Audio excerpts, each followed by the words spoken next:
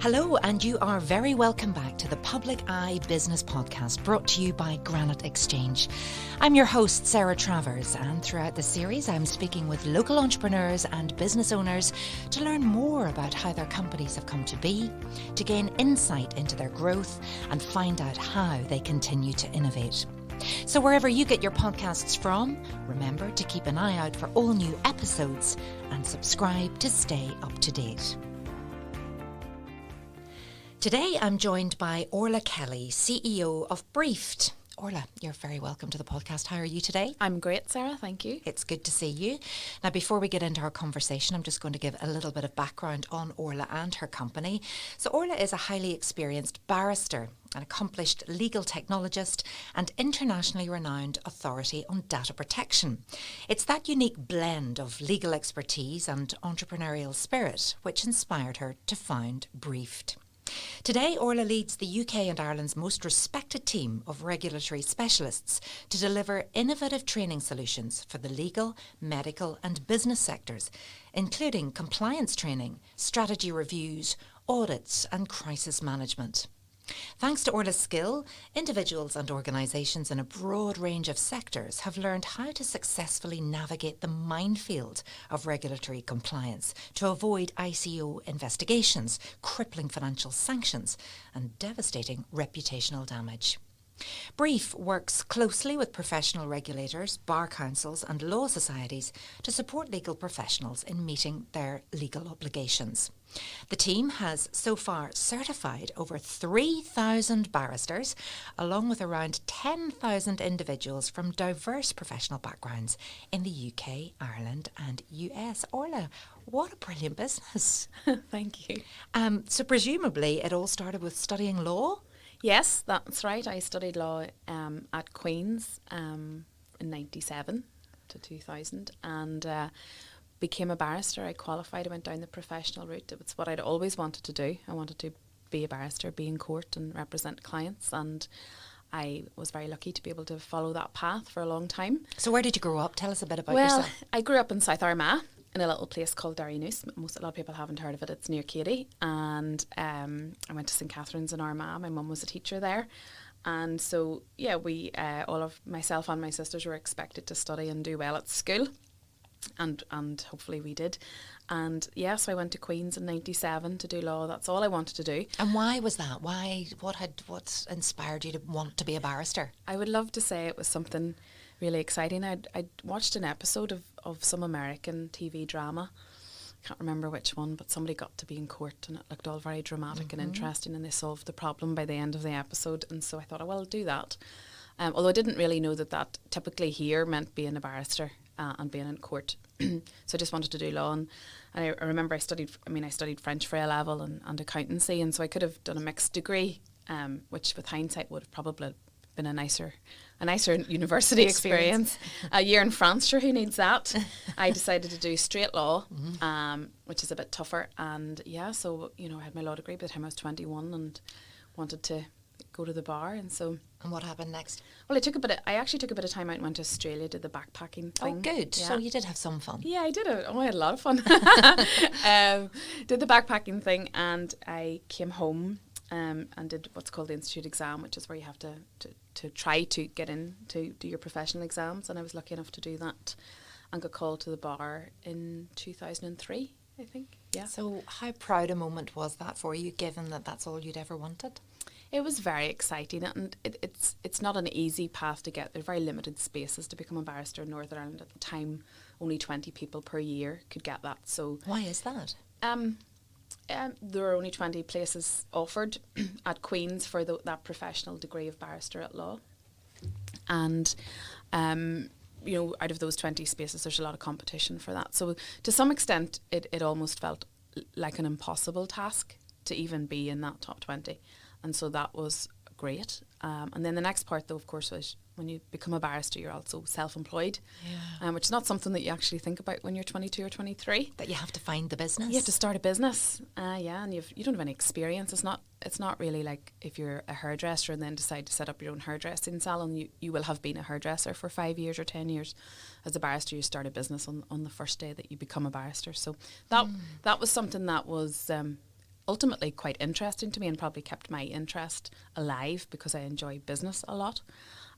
However, it's a side problem with being a barrister, and that you have to run a business at the same time. So the entrepreneurial spirit perhaps started on day started one. there. Started there. And how tough was it then setting up? What did you have to do? How did you attract business in the first place? Well, I guess a lot of people don't typically understand that as you start your business as a barrister, you and we're talking, 2003 at the time, you weren't allowed to have a business card. That was prohibited in our professional rules. You weren't allowed to have a website, if websites existed back then. Oh, I didn't realise that. No, not allowed to advertise in any way. So the ways that were typically open to most people who start businesses to get business through the door weren't available.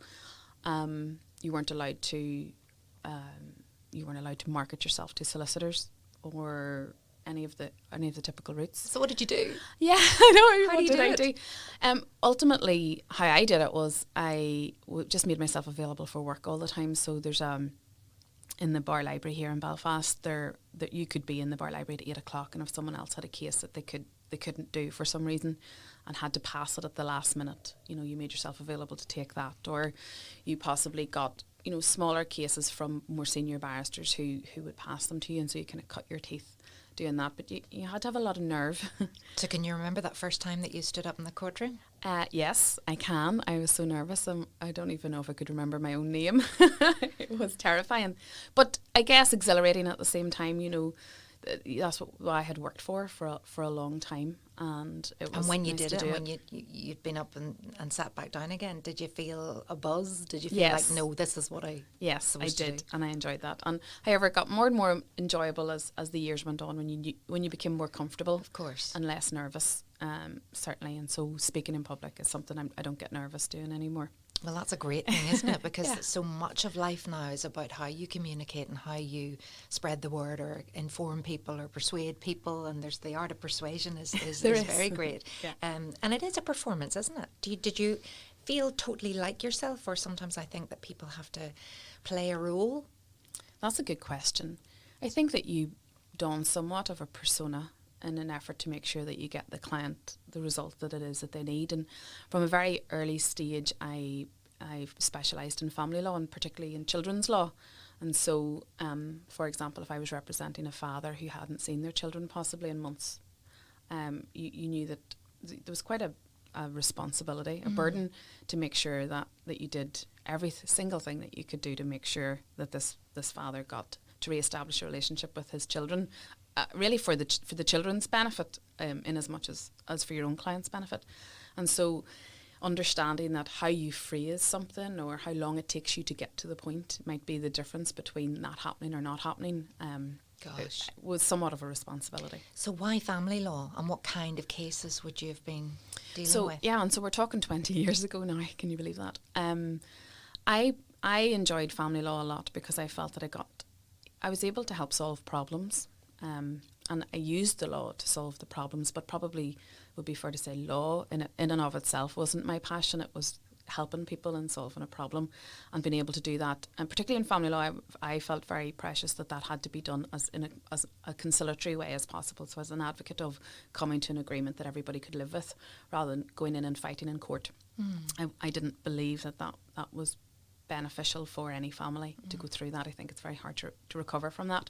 And so my ethos was, people will be able to come to some kind of agreement if we can talk about it.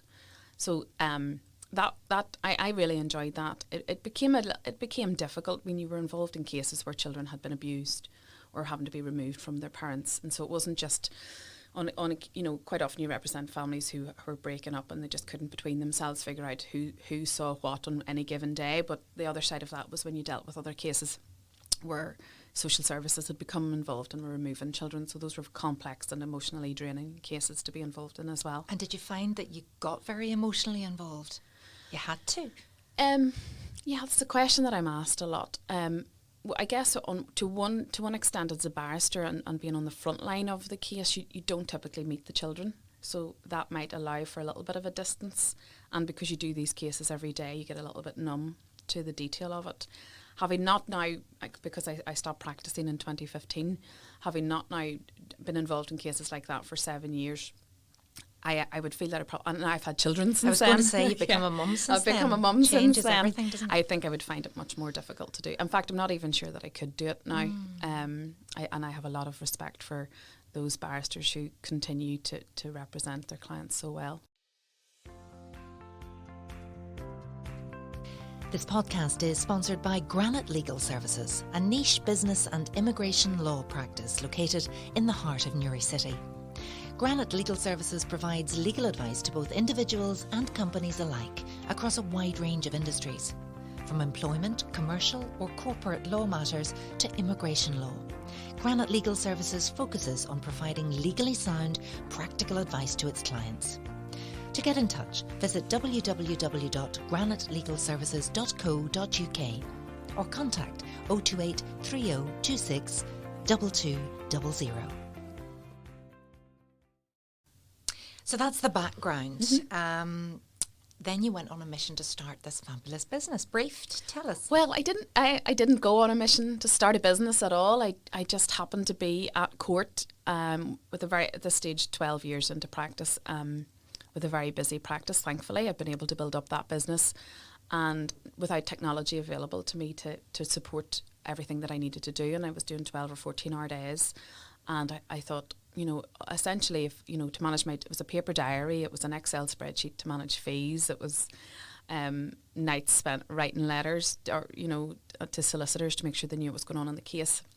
And so a lot of admin, and I looked and I could see that, for example, solicitors had the opportunity to have case management systems, but there weren't any for barristers. And so that was the first iteration, and the first product within Briefed was a case and practice management system for barristers to help us run our businesses. Gosh. Yeah, so people think that was a wonderful idea, but I kind of think, did I have some kind of mental break that I thought that was a good idea? Why? To start, I didn't know anything about technology. I mean, when I thought somebody must be able to develop, some IT guy. That's as much as I knew about IT professionals. But you knew that something needed to be done to streamline, to make the whole system more efficient, so that the barrister could concentrate on actually doing the job rather than all of the bureaucracy and red tape and admin. Yes, I knew that I wanted a solution, and therefore my colleagues at the bar would also benefit from a solution. So did you find an IT guy? I found a company not based in Lisburn, and worked with them, and we developed a platform. So that was an interesting experience for me, because as I started to understand, lawyers speak one language and IT specialists speak a completely different language. And somewhere along the line I had to learn how to translate those things, and I guess it's a skill that, as technology has become more prevalent and my business has expanded out into other areas, that has been that learning that I had back early on in the setup of the business, of speaking how an IT person understands and communicates. And then you can translate that for a lot of different sectors, a lot of different industries as well, not just your own. Okay, so what happened next then? So I this product, the initial product that I developed, started to become, had early sort of green shoots of success, and so I decided to take the leap and give up my practice at the bar, which was a big consideration, having that's really what I had always wanted to do. But had you been spinning both plates for a while at this point? For about a year. That's the advice, isn't it, that you should do that? Yeah, for about a year I was everything. Okay. So I recall, particularly in 2013, I had a busy family law practice. I now had the technology product up and running, and customers with that. I was filming a TV show for BBC called Barristers. I was on that as well. Oh, right. And most importantly, I was getting married. Oh, so I had all of that prep to do. So it was a very busy year, yeah. And it came to the point, kind of mid 2014, I was like, I can't continue to do everything. And I thought, well, I've done practice and barrister for 12 years, and I've really enjoyed it, and I feel like I've conquered it in as much as I want to do. And so I'll take a step out into the unknown. And so my mum, for example, a teacher, she was like, what?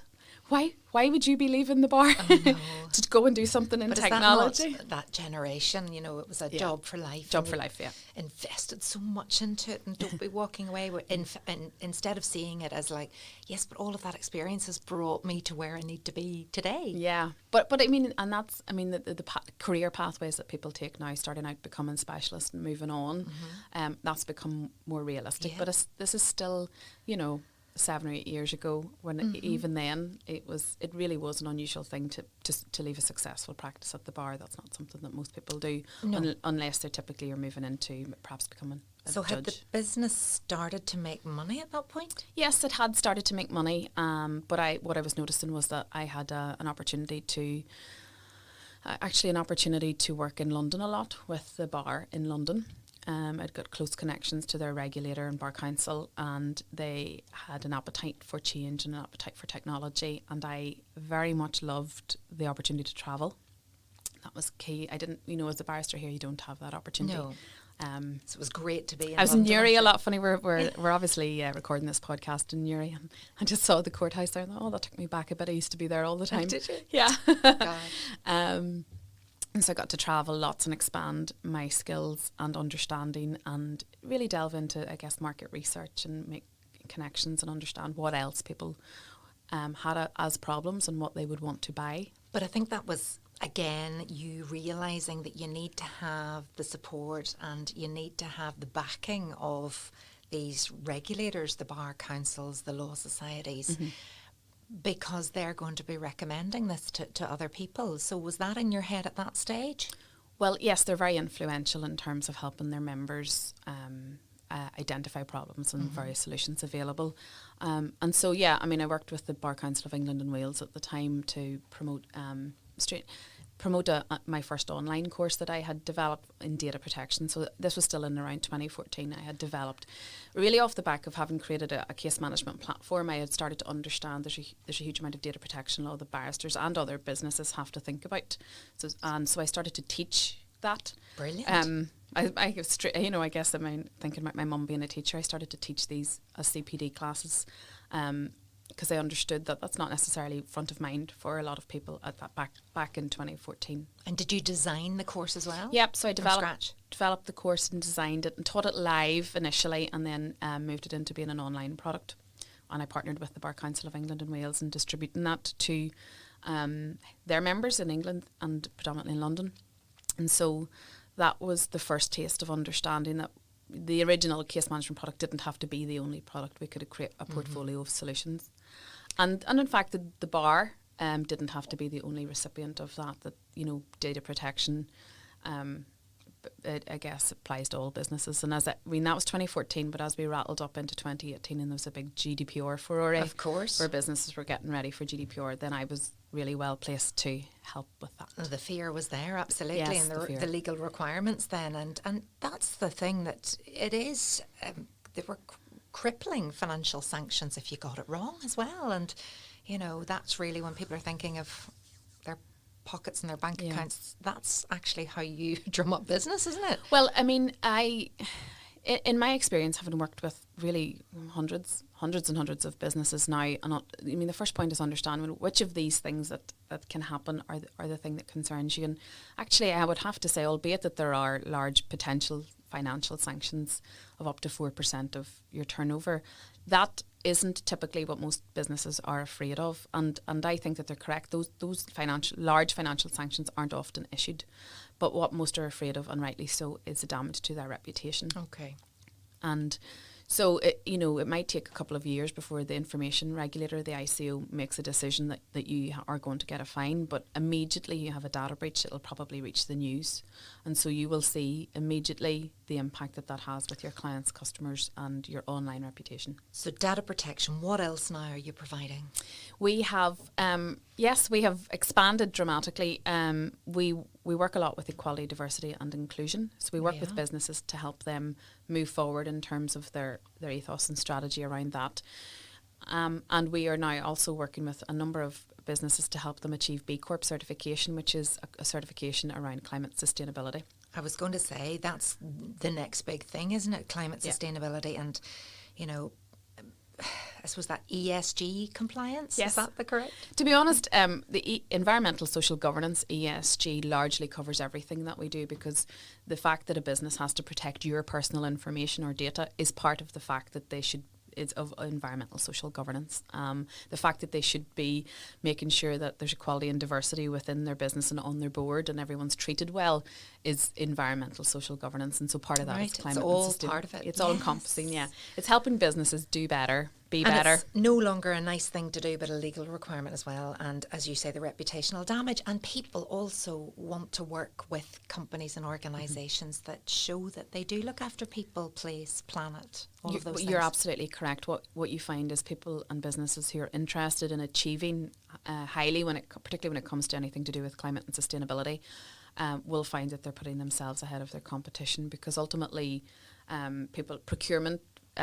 people who are procuring services via, be it public tenders or just private businesses, want to see that the businesses that they work with are doing a good job for the planet. So how many people do you have working for you now? Because to have certified over 3,000 barristers along with around 10,000 individuals is incredible. I don't think you've been doing it all by yourself. No, I haven't been. I have had to build a team. I have a lovely team who work very, very hard. We do leverage technology a lot, I have to say. We don't sit talking to 3,000 barristers to make sure that they've gotten their certification. We're innovative in terms of using products and technology platforms to help us do that.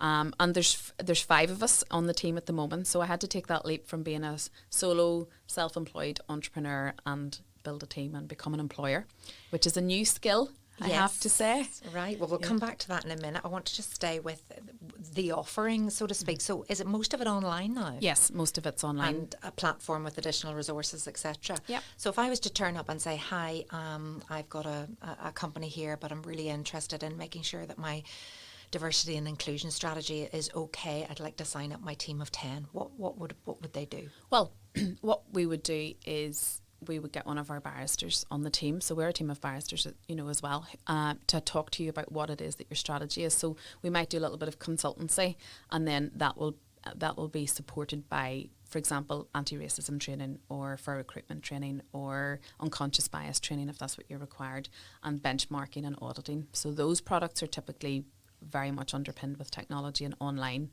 And the benchmarking and auditing is huge, I'm sure. Yes, because of course there's no point in having a strategy and then not understanding how you're going to get to wherever it is you want to be in 3 years. Or identifying where the problems are. Yeah. Even. Mm-hmm. So absolutely.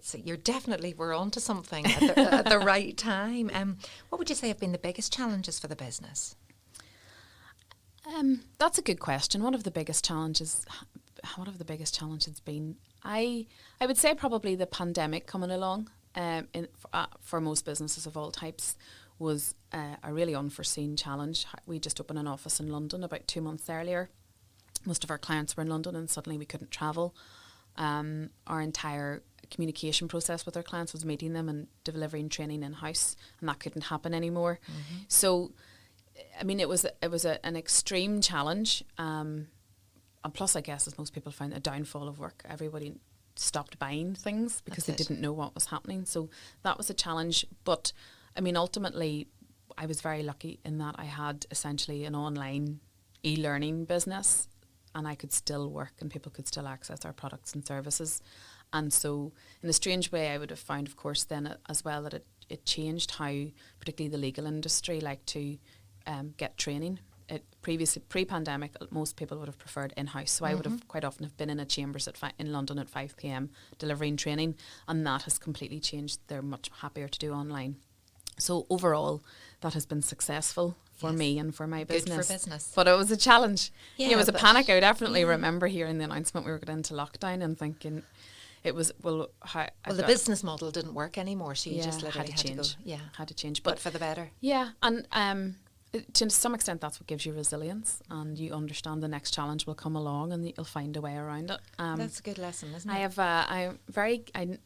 a couple of little thought processes in my head that I feel have led through to success. One of them is that I don't take no for an answer, and so if that's not going to work, I'm going to have to try something else, and that's part of the challenge that I love as Good an for entrepreneur. You. Yeah. That's brilliant. Mm-hmm. I would be a terrible one. I hear no and I think, oh right, okay, go. But you don't take that. No, don't take no for an answer. No, have to find another way to do something. And does it work? Yeah. All right, there you go. There's lesson number 1. Thank you for that, Orlagh. Do you have goals then for the business? Do I have goals for the business? Well, I mean, an overarching goal that I've always had is that the business is always excellent. Anything that we do, anyone that represents my brand, any service or product that we provide is of high quality, and that excellence is paramount. We're I would some are probably a reassuringly expensive brand. We are not the cheapest product or consultancy on the market by any stretch. However, we give a lot of customer service and help to our clients, and they can contact us at any time of the day or night, and we are available to help them. And so that goal is essentially to continue to maintain that ethos of excellence. And you were saying there that anybody that works for you must have that same standard. You talked there about the challenges of becoming an employer then. It totally changes, doesn't it, when you're not just making the money yourself, you're now in charge of other people and they have families, they have livelihoods. How do you get it right in terms of recruitment, retention, looking after them? I don't know if someone could tell me, the silver bullet for all of that. It's certainly a learning curve. I think that the biggest thing at the start was just taking that leap from moving to being self-employed to being an employer, and the responsibility. The responsibility weighs quite heavily on me, and so. I mean, when I'm looking at sales figures and projections, etc., I'm thinking, right, can I pay the payroll? Is everybody going to be okay? When it came to the pandemic, how do we manage this so that people can pay their mortgages? Challenge, wasn't it? It was, yeah. Mm-hmm. And so what I have found works really well is, my team, particularly at the moment, are just simply very hard-working, passionate, invested people. And if, I trust them implicitly. I trust them. I was going to say I trust them with my life, but I trust them with my business, which is my life to an extent. Yes. And if they need flexibility, they can have that, and they offer me the same flexibility. And so I think it's key to finding the right people, and that's very tough. Very tough indeed. I think other employers share your concerns there. Tell us about your Honesty Box initiative. So I set up an Honesty Box initiative, and I absolutely love this. I know Maeve Monaghan she's the CEO of the Now Group, and I know she's been on this podcast. She's been on this podcast, and I find her inspirational, and I really find the Now Group inspirational in what they do. And so I was watching her speak one day and hearing about what all of our local businesses in Northern Ireland do to help bring people with learning difficulties into the business, and I thought it was so lovely. And I know that albeit that we are an essential service to a lot of businesses to help protect them, that we are typically too expensive for charities to afford. And it just didn't sit that well with me, because charities and social enterprises in the third sector actually have quite often more stringent rules that they have to meet when it comes to data protection. However, they're dealing in a much more higher risk area, particularly if they work with people with medical information, for example, and if they use volunteers. So they don't have that very strict governance quite often that would be in a well-established business. So they essentially are really quite open to having a data breach and all of the consequences that flow from that in terms of their reputation. So if a charity is publicised as having a data breach of any sort, what you might find is that they lose donations, that they lose volunteers, that they can't apply for funding, that their entire business model, for want of a better word, can collapse because they haven't looked after this one thing. Mm-hmm. And yet, of course, when you speak to charities, clearly they want to spend their budget on things that can be seen to bring them forward in terms of their offering. And so I wondered, how could I help that? How could I do something that would help them? And so I created an Honesty Box initiative, which is very simply, we want the key thing that any charity, any business really, but any charity needs to do is make sure everyone's properly trained to the right criteria that's set down by the legislation and the regulator. And most people don't know that there's what's called appropriate training. And it needs to be specific to the role that someone has. It needs to have a pass mark, all of these type of things. And so what we say is, you come and tell us what you need, how many people need trained and what standard they need trained to, and we'll take care of it. And we use this Honesty Box initiative, and that they can pay whatever it is that they can afford. Oh, goodness. Yeah. So. And how's that going for you? It's going well, yes, it's going well. So Now Group are our launch partner on that, and we've trained the Now Group. They've benefited from almost £25,000 worth of additional training. And they're feeling very good about it. You can see more about them. Maeve talks to it on our website and on their website. And we've just started work with Cancer Fund for Children, who are a wonderful charity, I'm sure that most people will have heard of, who help families and children who've been diagnosed with cancer or who have someone in their family diagnosed. And they have a brilliant facility at Daisy Lodge down in Newcastle, where they offer respite to these families. So I have to say, on our team, we get a huge amount of personal satisfaction to be able, the work that we do is benefiting people in an indirect way, but It's lovely, and so it's open to charities from across the UK and Ireland. Anyone can get in touch with us, and we will help them through the process. And do you have to be a certain size? Nope.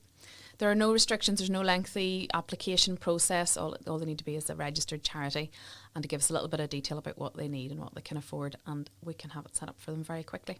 So yeah, we've had a lot of applications, and we're happy. We'll be announcing some more of our partners on that we've been able to support quite soon. And I suppose I have to ask, did you feel that you got a good enough? Did they pay enough to cover it all? Yes. Yes. So that's good, isn't it? Yeah. So if there are other charities listening to this, I'm sure you would be encouraging them to get in touch. Absolutely. Get in touch in case we can help you. Just go to our website, getbrief.com, and there's a lot more information there. But please just get in touch. Lift the phone. I'm beginning to find that we're a little bit more traditional, and we're just talk to us. We actually like to talk to people. We don't just have to do a Zoom call all the time either. But what's next for you, do you think? That's a good question. There's some exciting things coming down the pathway for next year. Maybe I'll come back and talk to you about that again. But yes, I mean, I guess for me, the year that's gone past, what's been exciting is expanding our product line and portfolio of offerings into new areas. I mean, I'm I guess to some extent the creative in the business, the idea person, and I have a great team who help me execute the vision and that. But I love getting the new ideas and wondering if it would work, and some of them don't. I've come to terms with that 10 years into this business. It's my second business, I guess, 10 years into it. Some works and some don't. But we had an opportunity, and one of our clients asked us to develop what's called pupillage supervisor training, which is a very specific type of training for the bar.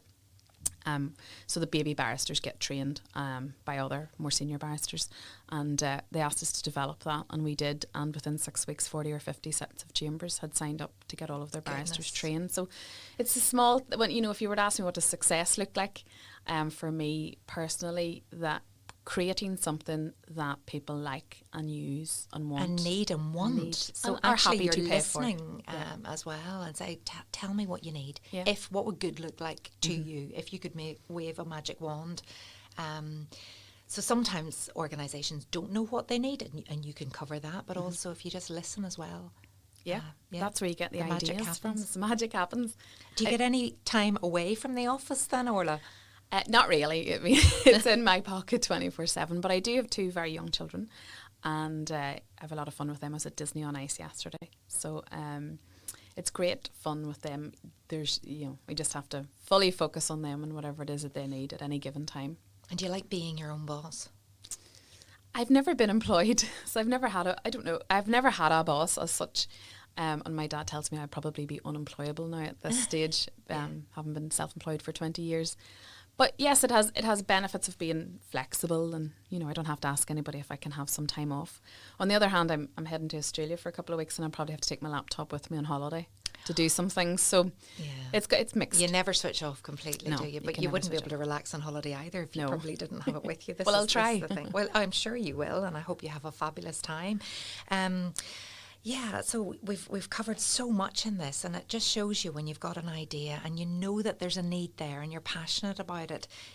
What's the best bit of advice that someone gave you that you listened to?